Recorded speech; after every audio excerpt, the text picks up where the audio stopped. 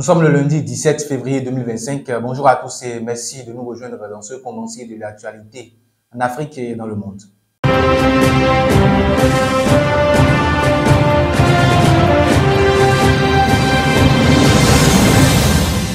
En République démocratique du Congo, le M23 et les soldats rwandais ont poursuivi leur avancée dans le sud du Kivu. Après une journée de flottement, d'après un porte-parole de l'armée congolaise, ils sont désormais à Bukavu, la capitale de la province, mais la situation reste confuse. En Afrique du Sud, c'est la stupeur après l'assassinat de Mouchim Hendricks, premier imam ouvertement gay du monde.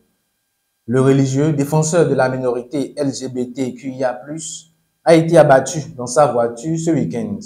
Pour de nombreuses associations LGBT, il pourrait bien s'agir d'un crime de haine.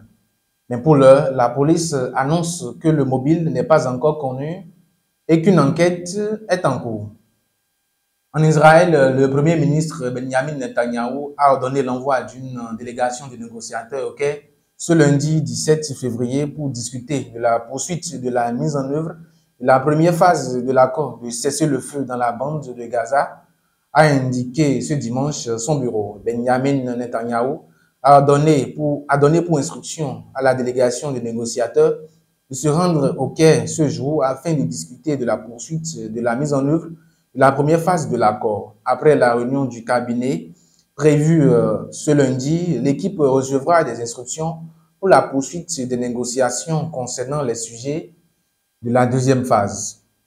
Et pour finir, Volodymyr Zelensky a annoncé ce samedi 15 février avoir refusé un accord avec Washington sur les minerais ukrainiens. Selon le président, pour que Kiev accepte un tel accord, les États-Unis doivent donner des garanties de sécurité, ce qui ne semble pas être le cas pour l'instant.